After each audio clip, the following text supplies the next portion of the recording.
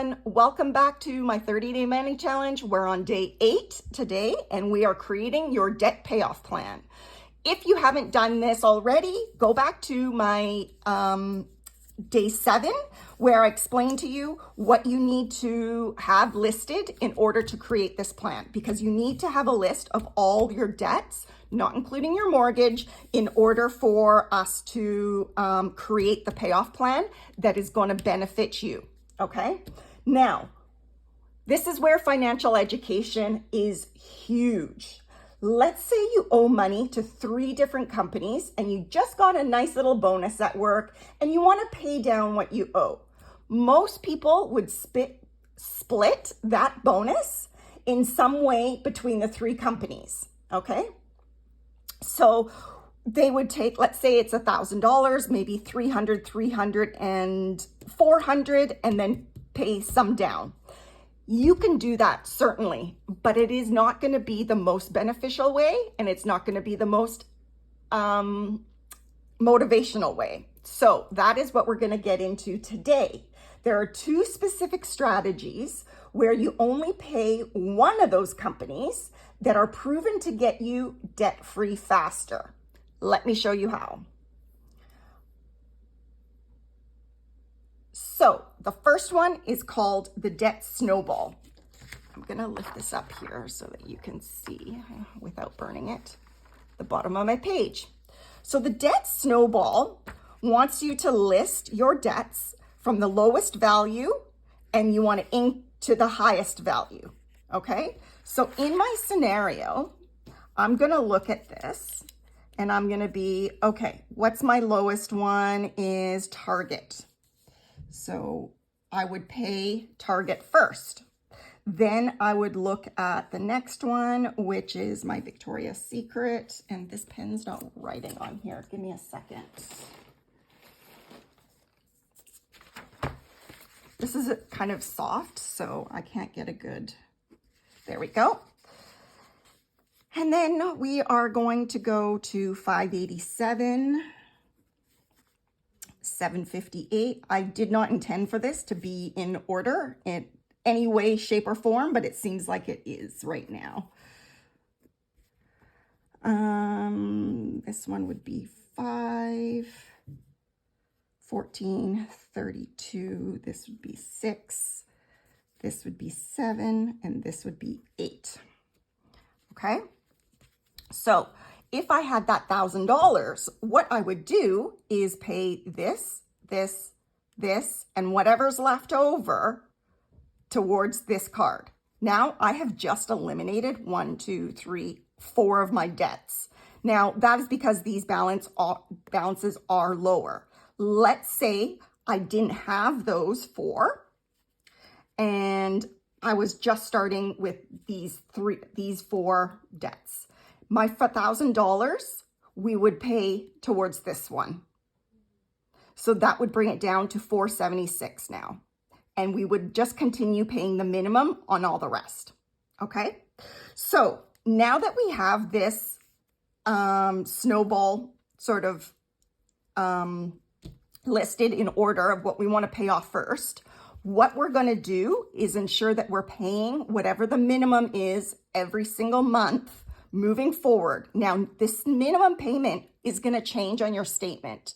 Do not change what you pay each month. You want to keep this minimum payment the same. So you make these payments, and then once this one is paid off, this one here is the lowest one. So once Target is paid off, you take this $30 payment and you apply it to number 2. So that makes this $60 now. Once this one is paid off, you take that $60 and you apply it to number 3. So this is now $121, right? You've got 60 plus 61 is now 121. So, and then again, you do that for number 4. So once that's paid off, I now have $171 going towards my debt in here. And then once that one's paid off, and you get the idea, you continue down the line. So this is going to be $221. And then that is why this is called the snowball method, okay? Because as you roll down and you've paying each one off, you have more and more funds going towards your other debts, which helps you to pay it off even faster. Now, there is another method, and it is called the avalanche method. This method states that you're going to pay off the highest interest rate first. The reason why a lot of people like the debt snowball is because it's easy to pay off a low balance, easier to pay off the lower balance rather than a larger balance. So it's more motivational because when you first start out, let's say I still have this set up here and we're only able to make minimum payments, it's a lot easier to pay off $111 with my $30 payment than it is going to be to pay off, let's say, my $4,400 debt with my $50 payment. So this will go down much faster and much quicker, which keeps you motivated. And then once you see this $30, because once this one is paid off, you then put all your effort into paying off number 2, and that creates that snowball effect.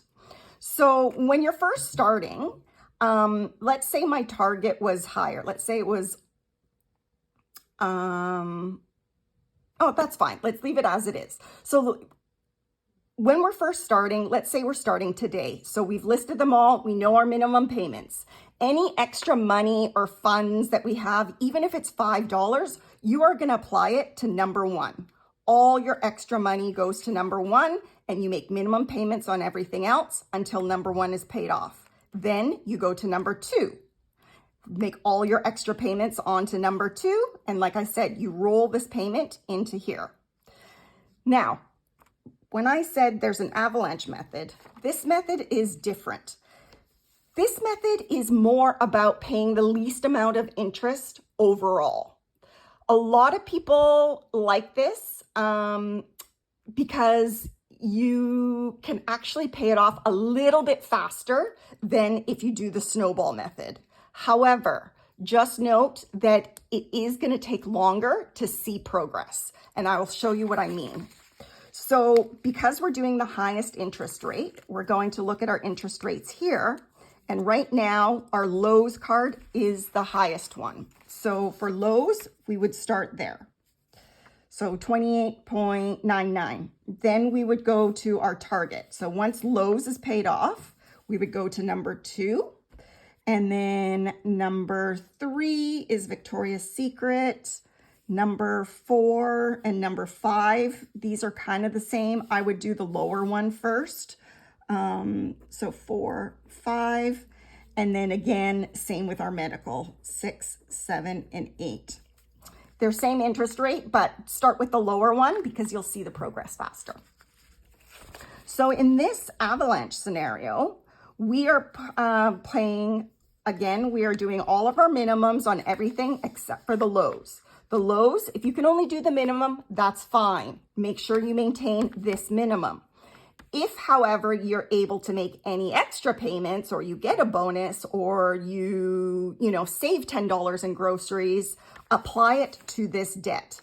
So as you can see, paying off $32.36 versus this number 1 versus the target number 1 is gonna take longer, right? So that's why people don't necessarily like this method, especially to start out. You don't have to stay with the same method throughout your whole debt journey.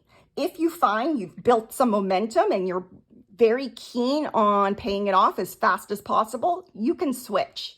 You just want to make sure that you maintain the same minimum payments, not the ones that are now showing on your statements, because those are going to go down over time and the banks keep you in debt forever by changing those minimum payments as you go, okay? So for here, we're gonna pay off Lowe's first. Once Lowe's is paid off, we then apply this $50 to Target. So that means this becomes $80. Once that pays off, is $80 plus our $30 is $120. Once that one's paid off, we then move to number 4, which is 84. So then we add 120 and 84 is 204. So as you can see, we're creating this avalanche because we are being able to pay off larger chunks than if we just stuck with the minimum by paying off the other debts sooner.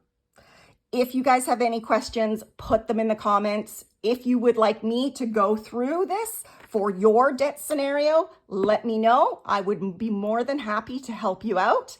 This is a huge, huge, huge benefit to you and your paying off plan, rather than following and using the minimum payments that are showing on your statements. Okay, I do have a video on that. I believe it says something to the effect, it's called How the Banks Keep You in Debt Forever. So you can refer back to that video in case you want a little bit more education on why we want to keep the minimum payments the same, even though they change on our statements. Okay, perfect. Thank you so much. I can't wait to see you tomorrow. Bye-bye now.